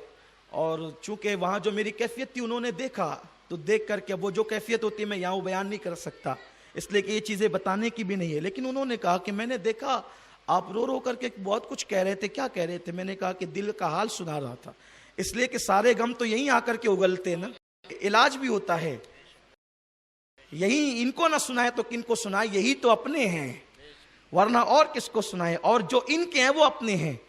तो कहा कि हुजूर तो इंतकाल फरमा गए ना, तो आप हुजूर से अर्ज कर रहे थे। मैंने कहा क्यों, आपने सलाम नहीं कहा? कहा नहीं कहा ना, सलाम तो कहा। मैंने कहा कैसे कहा? तो कहा सलाम अलैका अय्युहन नबी। तो मैंने कहा कि इसका मतलब, तो मैंने 2-3 बार भी पढ़ा, कहा कि या रसूलल्लाह आप पे सलाम हो, अस्सलाम अलैका या नबी, या नबी। मैंने कहा आज आपने या नबी कह दिया? बोले हाँ कह दिया। मैंने कहा क्यों कहा? तो बोले कि वो यहाँ मौजूद है ना। मैंने कहा अच्छा ठीक है। मैं उसका हाथ पकड़ा, हालांकि जल्दी ऐसो का हाथ भी नहीं पकड़ता, इसलिए कि मेरी तबीयत में कुछ अजीब सी बात है। मेरी तबीयत यह है कि जो मेरे नबी का है, अगर वो गटर के किनारे पड़ा है तो मेरा है और वो मुझसे बेहतर है, लेकिन अगर किसी ने हुजूर की बेअदबी कर दी तो मेरी तबीयत में बड़ा गुस्सा है। लोग समझते हैं कि इनको गुस्सा है, सबके लिए गुस्सा नहीं है। मेरे सुन्नी भाई जानते हैं कि मैं कितना नरम हूँ, हाँ वो जानते हैं मैं कितना उनको प्यार देता हूँ। अल्हम्दुलिल्लाह ताला मेरा रब जानता है, और वो भी जानते हैं कि मेरी ज़ात को कोई कुछ कहता है, मैं कभी किसी को कुछ नहीं कहता, कभी नहीं कहता, इसलिए कि हम जानते हैं कि हमें और लोग भी कहते हैं जितनी देर तक कि हमें गालियाँ देंगे उतनी देर तक हमारे नबी की तो बेअदबी नहीं करेंगे, इसलिए दूसरे भी कहते हैं तो मुझे टेंशन नहीं होता। हाँ, औलिया के खिलाफ कोई कहे, हुजूर की शान में बेअदबी करे तो फिर मुझे गुस्सा आता है, और उस वक्त तो गुस्सा न आना बेईमान होने की दलील है। ईमान वाले को गुस्सा, देखो शरीफ औलाद को उस वक्त तो गुस्सा आएगा जब उसके बाप को छेड़ोगे, और पक्के उम्मती को, ईमानदार उम्मती को गुस्सा उस वक्त आएगा जब उसके नबी की बेअदबी करोगे। लोग कहते हैं ये क्यों किसी को कहते हैं? मैं नहीं कहता मेरे भाई, आप मेरी तकरीरें सुनिए, हजारों की तादाद में अनावीन पर मेरी तकरीरें हुई है। मैं 15 साल की उम्र थी मेरी, जब मेरी दाढ़ी भी नहीं निकली थी, तब से मैं तकरीरें कर रहा हूं। अभी भी वो बूढ़े सफीद रेश मौजूद हैं जिन्होंने उस वक्त भी मेरी तकरीरें सुनी जब मेरे चेहरे पे दाढ़ी नहीं थी। मैं यूं ही नहीं कहता, आप समझे मेरी बात को। جب بھی حضور علیہ السلام کی شان میں بے ادبی کی جاتی ہے تو پھر میں کہتا ہوں کہ کیا میرا نبی قبر انور میں آرام کر رہا ہے تو ہمارا یہ حق نہیں کہ حضور کی بے ادبی کی جائے تو ہم ان کی طرف سے جواب دیں؟ باپ کو گالی دے تو ہم باپ کی طرف سے کھڑے ہوتے ہیں، تو ہمیں تو باپ سے زیادہ عزیز رسول پاک ہیں۔ ہاں، غیرت مند کتا وہ ہوتا ہے جو مالک کی وفاداری میں بھونکتا ہے، اور چوروں کو سب سے زیادہ تکلیف غیرت مند کتوں سے ہوتی ہے۔ چوروں کو سب سے زیادہ تکلیف غیرت مند کتوں سے ہوتی ہے کہ یہ بھونکتا کیوں ہے، کیونکہ جب یہ بھونکتا ہے تو لوگ پہچان لیتے ہیں کہ چور آ گیا۔ اس لیے اگر چور اس کتے کی مخالفت کرے تو کوئی ٹینشن کی بات نہیں ہے، وہ مالک کی نظر میں وفادار بنا رہتا ہے۔ اور ہمیں چوروں سے ٹینشن کیا ہے؟ ہمیں تو مدینے والے سرکار سے وفاداری کا تمغہ چاہیے۔ یہاں کوئی کچھ بھی بولے، کتنی بھی گالیاں دے، کچھ بھی کریں، ہم وفاداری کا حق ادا کرنا چاہتے ہیں، کر تو نہیں سکتے، لیکن جب بھی حضور کی عظمت پر بات آئے گی، ہم نے کبھی نہیں چھوڑا، کسی کو نہیں، اور نہ چھوڑیں گے۔ اس کے لیے چاہے جتنی تکلیف اٹھانا پڑے نہیں چھوڑیں گے۔ حضور علیہ السلام کے نواسے مولا حسین کے شربت پر لوگوں نے اعتراض کیا تو ہم نے کہا کہ نہیں چھوڑیں گے۔ مولا حسین کی کربلا کی داستان بیان کرنے پہ اعتراض، ہم کہا نہیں چھوڑیں گے۔ حضور کے علم غیب پر اعتراض ہو، ہم نہیں، اس کے لیے کتنی تکلیف، کیونکہ تکلیف جسم کو نہیں ہے اور اینڈ تکلیف کا موت ہے، لیکن ان کے لیے موت آ جائے تو وہ موت ہزارہ زندگی سے بہتر ہے۔ اور آپ کے درمیان اسی لیے چیختا ہوں کہ غیرت پیدا کرو، کلمہ یوں ہی تھوڑی پڑھا جاتا ہے۔ من قال لا الہ الا اللہ فدخل الجنہ، یوں ہی جنت نہیں ملتی جب تک نبی کے وفادار نہ بنو۔ یہ کیسی بے غیرتی ہے کہ ماں باپ کے خلاف کوئی بولے تو آپ حمایت میں اٹھ کھڑے ہوتے ہو، اور رسول اللہ اور ان کی اہل بیت کے خلاف کوئی بولے تو آپ کو کوئی غیرت ہی نہیں آتی، آپ کوئی جواب ہی نہیں دیتے، ایسے لوگوں سے دور بھی نہیں رہتے۔ تو اس لیے آپ کا ایمان کا جائزہ آپ کو لینا چاہیے، ایسا نہیں ہوتا ہے۔ الحمدللہ شریعت مطہرہ پر بات آئی، پورے ملک ہندوستان میں تحفظ شریعت کے حوالے سے ہم چیخ رہے ہیں۔ لوگ کہتے ہیں ایسا مت کرو، ہم کہتے ہیں کیوں مت کرو؟ اس لیے کہ اگر ہم ایسا نہیں کریں گے تو میدان محشر میں حضور کو کیا منہ دکھائیں گے، خدا کو کیا منہ دکھائیں گے؟ اور ہم نے منہ توڑ جواب دیا ان لوگوں کو جو ہمیں بیویوں کی محبت سکھا رہے ہیں۔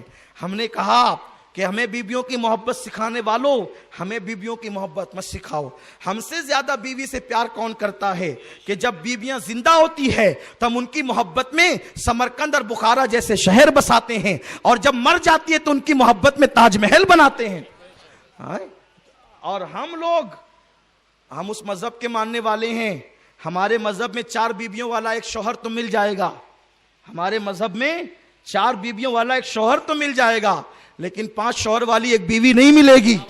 یہ ہمارے مذہب کی تعلیمات ہے، بڑی پاکیزگی ہمارے مذہب کے اندر الحمدللہ تعالی۔ اور ہم نے پیغام دیا کسی مسلمان کو افسردہ ہونے کی ضرورت نہیں ہے۔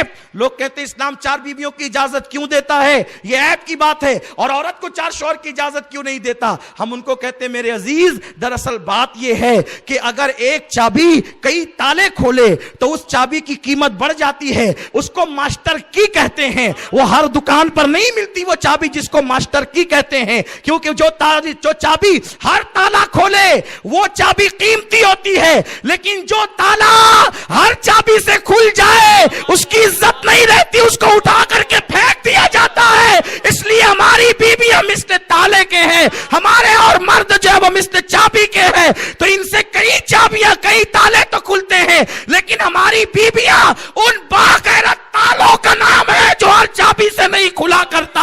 اللہ اکبر! جب تک کہ شوہر ہو تو وہ شوہر کی خدمت کرتی ہے، شوہر چلا جائے تو وہ شوہر کے بستر کی بھی حفاظت کرتی ہے۔ ہمارے مذہب کی تعلیم یہ ہے، اس لیے آپ کو مایوس ہونے کی ضرورت نہیں ہے۔ تو عرض یہ کر رہا تھا کہ ہمارے اسلاف، ہمارے پیران اعظام مرشدان طریقت وہ شان رکھتے ہیں۔ مخدوم اشرف نے سلام کیا، جواب آیا، اور ہمارے آقا سید احمد کبیر رفاعی سلسلہ رفاعیہ کی خدمت میرے پاس موجود ہے، اس بارگاہ کا غلام ہوں میں۔ رفاعی سبحان اللہ، جب سرکار سید احمد کبیر رفاعی مزار رسول پہ پہنچے تو آپ نے بھی کہا السلام علیکہ یا جدی، جواب آیا وعلیکم السلام یا ولدی، وعلیکم السلام یا ولدی۔ یہ یا کہہ کر کے سلام کرنا صرف وہاں کے لیے مخصوص نہیں ہے۔ تو ہم نے پوچھا نا وہ صاحب سے کہ آپ نے یہاں یا کہہ دیا، تو تو انہوں نے کہا کیونکہ یہاں موجود ہے. تو میں نے اس کا ہاتھ پکڑا, دور لے گیا. میں نے کہا ابھی یہاں سے یا کہہ سکتے ہیں؟ بولے ہاں کہہ سکتے ہیں. جنت البقیع کے پاس اس کو کھینچ کے لے گیا, کہا یہاں کہہ سکتے ہیں؟ بولے ہاں یہاں بھی کہہ سکتے ہیں. میری بلڈنگ کے پاس لے گیا. میں نے کہا یہاں کہہ سکتے ہیں؟ تو رک گیا, وہ مجھے دیکھنے لگا. میں نے کہا بول نا بھائی,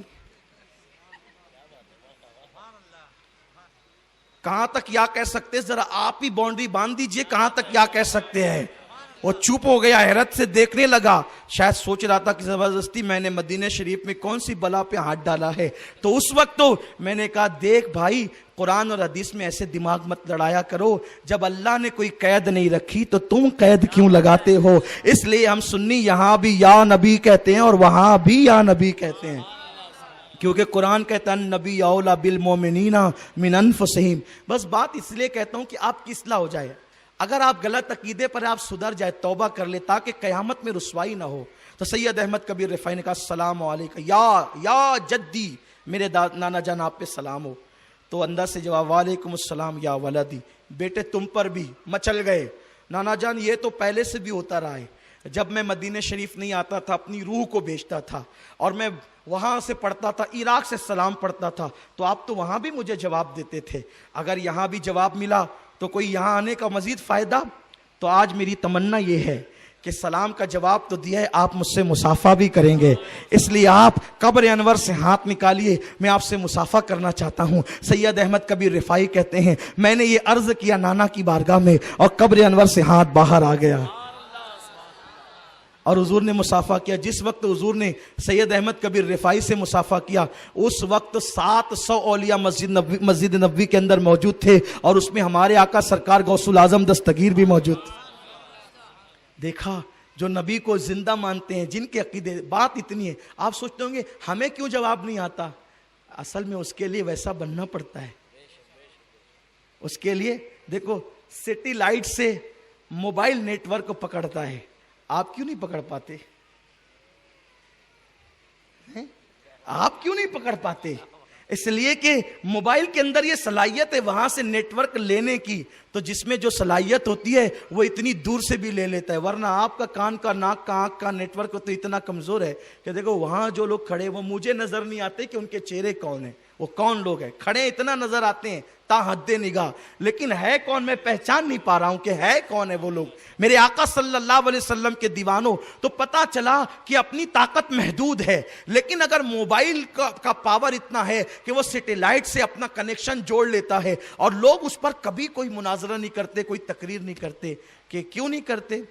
لوگ کہتے ہیں دنیا کی مثال مت دیا کرو. ارے قرآن بھی پڑھا, حدیث بھی پڑھا, لیکن دنیا میں رہتے ہیں تو سمجھنے کے لیے مثال دینی پڑتی ہے. اور مثال دینا یہ اللہ کی بھی سنت ہے, رسول اللہ کی بھی سنت ہے. جب اللہ نے مچھر کی مثال دی تو مکے کے کفار کہنے لگے یہ کون سا خدا ہے جو مچھر کی مثال دیتا ہے؟ اللہ کہتا ہے ہم ایسے ہی مثال دیتے ہیں, اس لیے کہ تم کہتے ہو کہ میری شان نہیں مثال دینا. اگر میں اپنے انداز سے بات کروں کاف یا انصاد تو کیا سمجھ سکے گا؟ اس لیے مثال تیرے لیے دیتا ہوں. تو خدا نے کافا یا انصاد بھی کہا تاکہ تو سمجھ نہ سکے, اور مچھر کی مثال, شہد کی مکھی کی مثال, مکڑی کے جالے کی مثال بھی دی. لوگ کہتے ہیں دنیا کی مثال نہیں, تو یہ مکڑی کی جالے کی مثال قرآن میں کیوں ہے, شہد کی مکھی کی مثال قرآن میں کیوں ہے؟ مثال اس لیے دی جاتی ہے بات سمجھ میں آئے, عقل سے نقل کی طرف رجوع کر سکو. تو دیکھو موبائل بنانے والے نے جو موبائل بنایا اس میں ایک سیم کارڈ رکھا, اور اس کے اندر اتنی طاقت ہے کہ وہ سیٹلائٹ کے ذریعے سے جو ہے اپنا کنیکشن جوڑ لیتا ہے, اور جوڑنے کے بعد عراق میں داعش کیا کر رہے ہیں وہ بھی بتاتا ہے, یمن کے اندر سعودیہ کیا ننگا ناچ رہا ہے وہ بھی بتاتا ہے. اسی طریقے سے اللہ اکبر جہاں جو ہو رہا ہے وہ سب بتاتا ہے. لیکن کوئی نہیں کہتا یہ غلط ہے, یہ غلط ہے, یہ غلط ہے. کیوں نہیں کہتا؟ بلکہ ایک آدمی آ کر کے کہتا ہے بھائیو توجہ, ٹھیک ہے اس کو چھوڑ دو, توجہ اس طرف رکھیں. اللہ اکبر. ایک آدمی آ کے کہتا ہے کہ وہ یمن میں سنا کے اندر حملہ ہو گیا. ہم کہتے ہیں کیسے حملہ ہو گیا؟ وہ کہا میں نے موبائل کے اندر ٹی وی میں نیوز میں دیکھا, اس پہ تم ایمان لے آئے؟ ہو گیا حملہ؟ ہاں ہم نے اپنی آنکھ سے میزائل گرتے دیکھا, بم پھوٹتے دیکھا, تو اس کو مان لیا. کیوں مان لیا؟ ارے غیب کی خبر ہے نا وہ, پھر تو کیسے مان رہا ہے؟ تو اس نے کہا دراصل اس موبائل کے اندر مشین ہے, مشین کے اندر کارڈ ہے, اس میں جو ہے وہ صلاحیت ہے کہ سیٹلائٹ کے ذریعے سے سے وہ اپنا نیٹ ورک جوڑ کر کے ہمیں پوری دنیا کی خبر بتاتا ہے. ہم نے کہا نادان, انسان کے بنائے ہوئے موبائل پر تو ایمان لے آیا اور خدا کے بنائے ہوئے غوث الاعظم کا تو منکر ہو گیا. اگر تیرا موبائل کی ٹی وی پوری دنیا کی خبر دیتی ہے تو اعتراض نہیں ہے. اور عبد القادر جیلانی کہتے ہیں نظر تو الہ بلاد اللہ جمع کا خرد الدین اللہ حکم اتصالی, میں اللہ کے شہروں کو ایسے دیکھتا ہوں جیسے تم ہتھیلی پر رائی کا دانہ دیکھتے ہو. جب عبد القادر جیلانی میرے غوث کے دیکھنے کی یہ شان ہے تو میرے نبی کے دیکھنے کی شان کیا ہوگی. تو اللہ نے جس کا دل اتنا مضبوط بنایا, کیا وہ نہیں دیکھ سکتا پوری کائنات؟ تو عقیدہ درست کرو, کیونکہ مر کے قبر میں اکیلے جانا ہے اور چنو کس کے ساتھ رہنا ہے. اس کے ساتھ رہنا الا المتقین, جو قبر میں کام آئیں گے, جو حشر میں کام آئیں گے. اور وہ کون لوگ ہیں؟ وہ اولیاء ہے, اور ان میں میرے آقا مخدوم سمنا. چلے مدینے شریف سے سرکار مخدوم اشرف پیر کی تلاش میں, علاء الحق پنڈوی کی تلاش میں چلتے چلتے آپ بہت سارے شہروں میں آئے. توجہ فرمائی, در پیچھے مت دیکھیں. دیکھو جب میں بیان کروں نا اور آقاؤں کا ذکر کروں, پبلک کو مت دیکھو. ہم پبلک دکھانے کے لیے پروگرام نہیں رکھتے, ہم اللہ رسول کو راضی کرنے کے لیے. پیچھے مڑ کر مت دیکھو, بس اتنا سمجھ لو کہ آخری میں بیٹھنے کی جگہ نہیں تو لوگ کھڑے ہیں, بس اتنی بات ہے, اور کوئی بات تھوڑی ہے. دائیں خواتین ہیں, پیچھے بھی خواتین ہیں, لوگ جگہ نہیں ہے تو کھڑے ہوئے ہیں. لیکن آپ کو ذکر آقاؤں کا سننا ہے, ورنہ یہ ہمارا شہر تو ایسا شہر ہے یہاں مداری بھی ڈگڈگی بجاتا ہے تو بھی پبلک کھڑی ہو جاتی ہے. پبلک پر کوئی خوش ہونے کی چیز ہے؟ پبلک پر کوئی راضی ہونے کی چیز ہے؟ نہیں. اللہ رسول جس پروگرام سے راضی ہو جائے وہ اپنے لیے نجات ہے. ہاں ٹینشن نہیں لیجئے. تو ذہن منتشر ہوتا ہے, آپ پیچھے مت دیکھا کریں. اور ہم پیچھے دیکھنے والی قوم تھوڑی ہے, ہمیں تو آگے دیکھنا ہے. ستاروں سے آگے جہاں اور بھی ہے, ابھی عشق کے امتحان اور بھی ہے. تو شاہی ہے پرواز ہے کام تیرا, ابھی تیرے لیے آسماں اور بھی ہے. ابھی میرے پاس عنوان اور بھی ہے اور کرامتوں کا تذکرہ اور بھی ہے, اس لیے وقت برباد مت کیجیے. تو مخدوم پاک پنڈوا منزل ہے لیکن گزر رہے ہیں, اور آپ کی عادت تھی کہ جہاں بھی جاتے تھے مسجد میں رکتے تھے. مخدوم پاک ایک مسجد میں رکے. مسجد میں رکنے کے بعد جو ہے وہ آپ کی عادت یہ بھی تھی کہ آپ اپنی سواری کے جانور مسجد کے صحن میں باندھتے تھے. تو جہاں جاتے تھے تو چرچا ہو جاتا تھا کہ ایک ولی آیا ہے اور حسینی سید ہے وہ, تو لوگ ملنے کے لیے آ جاتے تھے. اب جو لوگ ملنے کے لیے آتے تھے نا, وہ کچھ عقیدت میں آتے تھے اور کچھ جو ہے وہ ٹپنی کرنے کے لیے آتے تھے. کیونکہ لوگ سب آنے والے عقیدت میں تھوڑی آتے ہیں, لیکن جو عقیدت میں آتے ہیں وہ دامن بھر کے لے جاتے ہیں. اور عرس میں بھی, آقاؤں کی محفل میں بھی لوگ آتے ہیں نا, جو اجتماعات میں بیان سننے کے لیے, ذکر رسول سننے کے لیے یہ سوچ کے آتے ہیں کہ میرا دامن بھرے. پوچھو ان لوگوں سے, میں نام لے سکتا ہوں. مولا حسین کی محفل میں آئے, لا ولد تھے, انہوں نے کہا تعویذ دیجئے. میں نے کہا میں کوئی تعویذ نہیں دیتا, اگر اولاد چاہیے میرے حسین کی محفل میں آ. اور جب میں مولا حسین کا ذکر کروں تو دامن پھیلا کے کہنا یا رسول اللہ, جس نانا کے لیے سجدے طویل کے اسی کا صدقہ. اللہ نے اولادیں دی لوگوں کو, جن کی بیٹیوں کو رشتے نہیں تھے ان کو رشتے ملے, جن کے کاروبار نہیں تھے اللہ نے کاروبار دیے ان کو. ان سے قسم لے کر کے پوچھو, ایسے لوگوں کے ہم نام پیش کر سکتے ہیں. تو جو نیت لے کر آتے ہیں آقاؤں سے بھیک لینے کی, ان کو دامن بھر کے ملتا ہے. جو کہتے ہیں چل مزہ لے کر آئیں گے, اور کیا کہتے ہیں سن کر آئیں گے. تو جو ٹپنی کرنے آتے ہیں ان کو کچھ نہیں ملتا, سوائے بیٹھ کے کچھ نہیں لے جاتے. تو مخدوم پاک سے بھی ملنے کے لیے کچھ لوگ آتے تھے دامن بھرنے کے لیے, دامن بھر کے لے جاتے تھے. 2 مولوی آئے, اور دونوں جو مولوی تھے نا وہ تھوڑے تھے شریف نہیں تھے, اس لیے کہ مولوی 2 قسم کے ہوتے ہیں. ایک وہ مولوی ہوتا ہے جو مولانا روم کا, وہ شمس تبریز کا غلام ہوتا ہے, یعنی خانقاہ والا مولوی ہوتا ہے. وہ ٹپنی نہیں کرتا, وہ عقیدت میں جھکتا ہے, اور عقیدت میں جھکتا ہے تو پھر فیض بھی پاتا ہے. اور ولیوں کے ہاں جھکنے سے کیا ملتا ہے پتہ ہے؟ ہم ولیوں کے ہاں سجدہ کرنے کے قائل نہیں ہیں, لیکن ادب سے جھکنے کے قائل ہیں. سجدہ کرنا حرام سمجھتے ہیں. ہمارے امام اہل سنت نے پوری کتاب لکھی الزبدۃ الزکیہ, سجدہ تعظیمی کی حرمت پہ لکھی. ایک مرتبہ خواجہ بندہ نواز گیسو دراز اپنے پیر و مرشد نصیر الدین چراغ دہلوی کو دیکھا تو دیکھنے کے بعد سواری پہ جا رہے تھے، آپ نے اپنے پیر صاحب کے ہاتھ چومے. اور وہ کہتے وہ یہ ہاتھ کیوں چومتے؟ ہاتھ چومنے سے کیا ملتا ہو؟ بندہ نواز سے پوچھ کیا ملتا؟ ہاتھ چومے. لیکن یاد رکھنا اسی کے چومنا جس کا رشتہ رسول کے سے متصل ہے. ہاں ہاتھ چومے. سرکار نصیر الدین نے کہا سید اور عاجزی کر، تو گھٹنے چومے. کہا سید اور عاجزی کر، پیر چومے. کہا سید اور عاجزی کر، تو گھوڑے کی زین چومی. کہا سید اور عاجزی کر، گھوڑے کے ٹاپ چومے. جب چلے پیر و مرشد تو کسی نے کہا بندہ نواز، اس وقت بندہ نواز نہ بنے تھے. کہنے لگے سید محمد حسینی تو نے ہاتھ چوما، سمجھ میں آیا پیر کا ہاتھ چومتے، پیر بھی چوما، پھر گھوڑے کی زین بھی چومی، پھر گھوڑے کا پیر بھی چوما. وہ کہنے لگے تجھے کیا پتا، جب میں نے ہاتھ چوما تو میرے سامنے آسمانوں کا ماحول منکشف ہو گیا، جب پیر چوما تو عرش کا ماحول، عرش سے پردے اٹھ گئے، جب زین چومی تو لوح سے پردے اٹھ گئے، اور جب میں نے گھوڑے کی ٹاپ چومی میرے پیر کے تو 18,000 علم اس پر منکشف ہو گئے. اور یہ عقیدتوں کی منزلیں اسے کہتے ہیں، یہ اہل عشق سے کہتے ہیں. کسی نے کہا ہے نا کہ عشق والے کہاں سے چلے کہاں پہنچے، بلکہ حضرت شیخ الاسلام کا شعر ہے، عشق والے کہاں سے چلے کہاں پہنچے، جو اہل شک ہیں اگر میں مگر میں رہتے ہیں. وہ اگر مگر کرتے رہتے ہیں اہل شک، لیکن جو لوگ یقین رکھتے ہیں، عشق رکھتے ہیں، وہ کسی کا شعر ہے نا، عاشق نے 2 قدم پہ در یار پا لیا. عاشق نے 2 قدم پہ در یار پا لیا، مشکوک کا خاندان ابھی تک سفر میں ہے. مشکوک کا خاندان، وہ پورا خاندان ہی سفر، زندگی بھر سفر کر رہا ہے، لیکن اہل عشق ادھر قدم اٹھایا ادھر منزل پر پہنچ گئے. عاشق بنو، عقیدت پیدا کرو، لیکن عقیدت کے نام پہ حرام کاری نہیں کرنا. تو 2 مولوی آئے، آ کر کے بیٹھ گئے، بات چیت کرنے لگے، اور بات چیت کرتے کرتے ان کی نظر پڑی گھوڑے پر. گھوڑا سین میں بندھا ہوا دیکھا.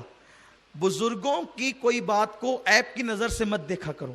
اور سمجھ میں نہیں آئے، سمجھ میں نہیں آئے، توجہ فرمائیں، سمجھ میں نہیں آئے تو ان سے پوچھ لو کہ حضرت یہ کیا ہوا. اس کو ایشو نہیں بنانا بزرگوں کی باتوں کو، اللہ والوں کی باتوں کو، ان سے ڈائریکٹ پوچھنا کیا بات ہے، تو وہ تشریح کرتے ہیں. لیکن وہ تھے 1.5 شانے، اپنے علم پہ ناز تھا نا، ہم علم والے ہیں، تو کنکھیوں سے اشارہ کرنے لگا، دیکھا اتنا بڑا ولی بنتا ہے، سید بنتا ہے، اور گھوڑا مسجد کے سین میں باندھا ہے. آپ نے دل کو بھانپ لیا. پیر روشن ضمیر ہوتا ہے نا، مخدوم اشرف تھے وہ، مخدوم اشرف، مخدوم اشرف، کیا شان ہے میرے مخدوم کی. تو دکھا دیا، گھوڑے کی طرف توجہ ڈالی تو گھوڑا ہنہنانے لگا. جب گھوڑا ہنہنانے لگا تو اس وقت آپ نے اپنی خدمت کے لیے جس شخص کو مقرر کیا تھا فرمایا وہ دیکھ وہ فلاں رنگ کا گھوڑا ہے، وہ ہنہنا رہا ہے، اس کو پیشاب لگی ہے، ذرا باہر لے جا. تو جب وہ باہر گیا تو اس نے پیشاب کیا، لا کے باندھ دیا. پھر تھوڑی دیر کے بعد پھر دوسرے گھوڑے نے حرکت کی، فرمایا اس کو پاخانہ لگائے، لے جا. وہ لے کر کے گیا تو وہ دونوں حیران رہ گئے. فرمایا مولوی صاحب ہماری خدمت میں رہ کر کے گھوڑوں کو بھی اتنا شعور ہو گیا ہے کہ کہاں پیشاب کرنا چاہیے کہاں نہیں کرنا چاہیے، اس لیے ہم نے ان کو یہاں باندھا ہے. مخدوم اشرف جہانگیر سمنانی ایک مقام پر اور آگے بڑھے تو ایک مولوی تھا، اس کو بھی تھوڑا سا اپنے علم پر ذرا ناز تھا.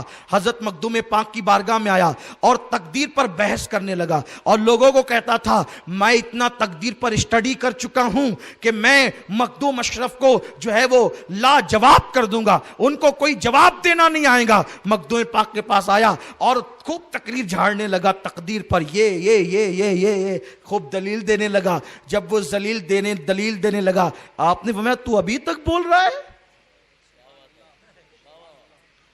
جب خوب بولا وہ تو مخدوم پاک نے ایک جملہ کہا، تو ابھی تک بول رہا ہے کیوں؟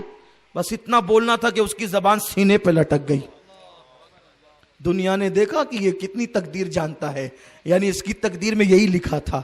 قدم پکڑ لی، حضرت معاف کر دے. کہا بک بک میرے سامنے کرتا ہے. تو تب اس نے کہا حضور اب اللہ والوں کے ساتھ ایسی گستاخی نہیں کروں گا، مجھے معاف فرما دیجئے. کہا جا लेकिन तेरी औकात तुझे पता रहे कि इस तरह हम सैयदों से मत उलझना, अल्लाह वालों से मत उलझना, तेरी औकात पता रहे। जबान तो अंदर हो जाएगी लेकिन तेरी जबान में लुकनत और बोबड़ापन बाकी रहेगा, ताकि जब जबान खोलेगा याद रहेगा कि मैं किसी से उलझा था। ये रूहानियत वालों का खानदान है। तो मेरे प्यारे आका अलैहिस्सलाम के प्यारे दीवानों, उसके बाद फिर बस अपनी गुफ्तगू समेट रहा हूं जी। सुभान अल्लाह। सुनना चाहते हैं ना? अब मखदूम का जिक्र छिड़ा है तो खादिमों सुन लो।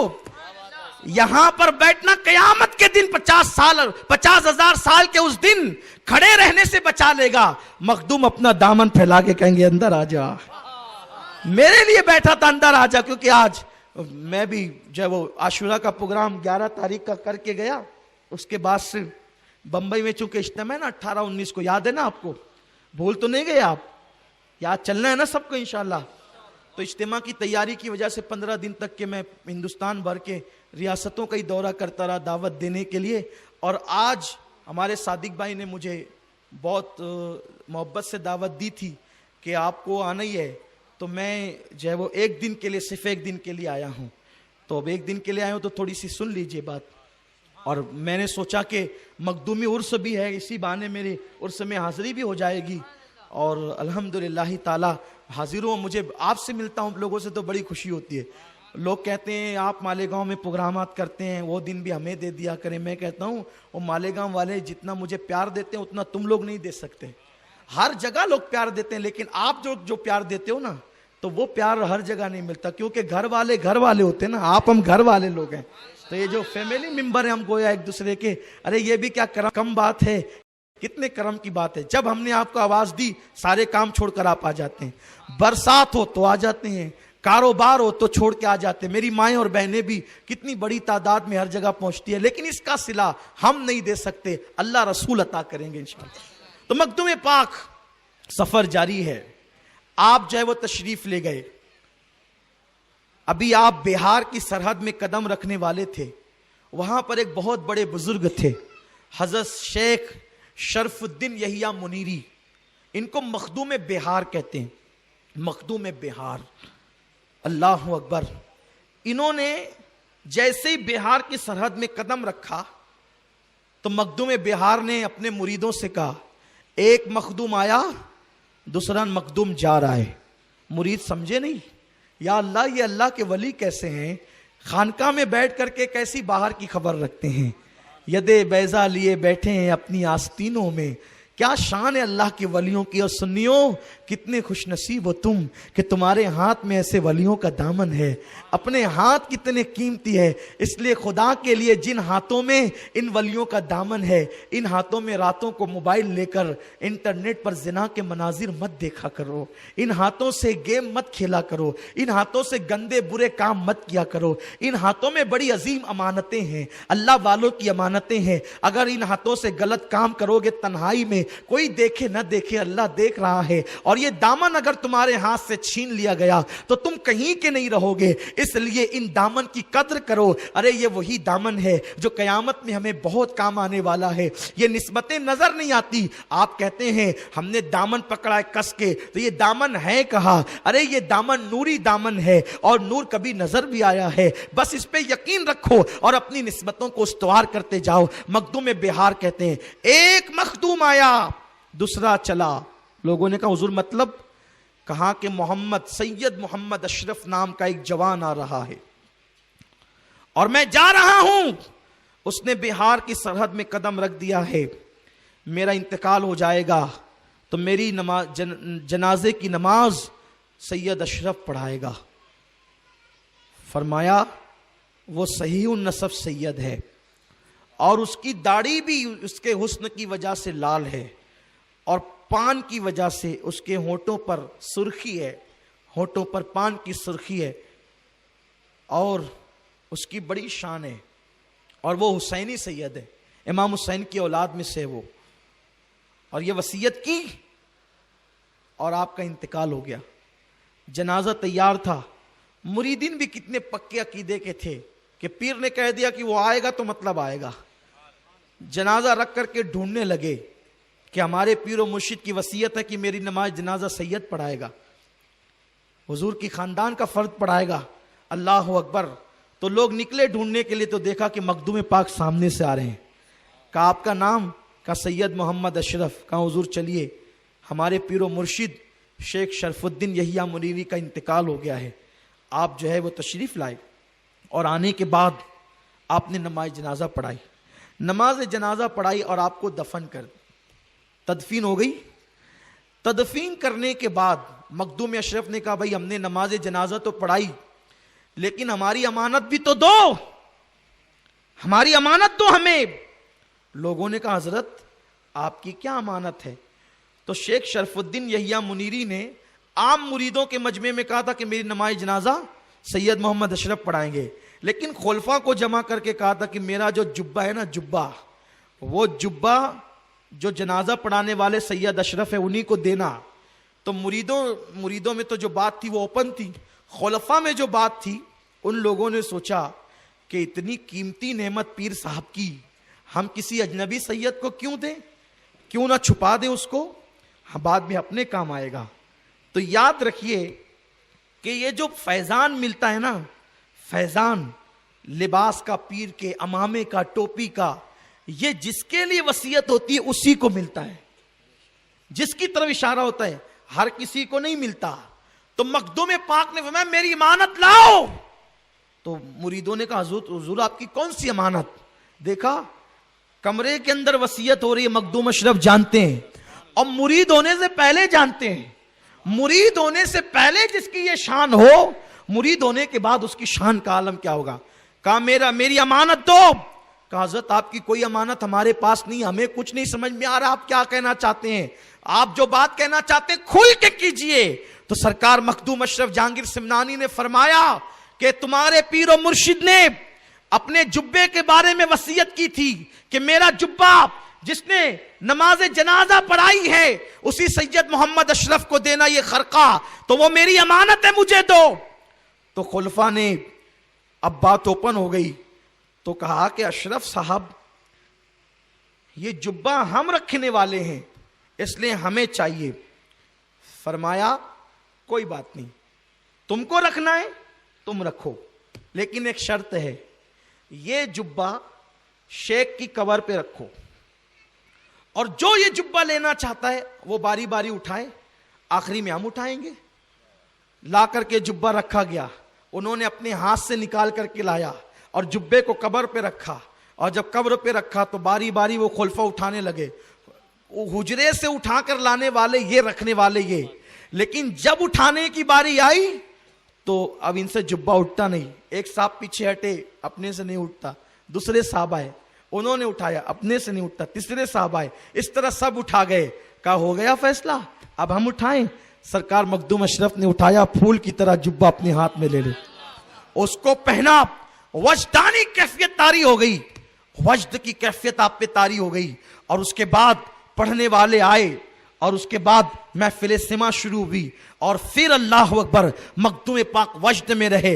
जब आप पर वजद की कैफियत खत्म हुई तो जुब्बा उतार करके जो पढ़ने वाले मनकबत ख्वां थे उनको दे दिया। तो लोगों ने कहा हजरत ये इतना कीमती जुब्बा जो कब्रों पे रखने के बाद कोई उठा ना सका, आपने पहन लिया और उठा करके मनकबत खानों को दे दिया। फरमाया कि जो पहनने के बाद जितनी इसमें नेमतें थी, तबर्रुकात थे, रूहानियत थी, वो सब जज्ब कर ली और खालिस कपड़ा उठा करके जो है मैंने जिसका हिस्सा था उनको दे दिया। पता चला मखदूम पाक बता रहे हैं वो मुर्शिदों का जुब्बा सिर्फ कपड़ा नहीं होता, उसके अंदर रूहानी अमानतें भी हुआ करती है। अभी फिर उसके बाद आपने कुछ दिन वहां कयाम फरमाया, लोग बहुत मुतासिर हुए। अचानक क्या देखा कि कब्र अनवर से मखदूम बिहार का हाथ बाहर आ गया, मखदूम बिहार का हाथ बाहर आ गया।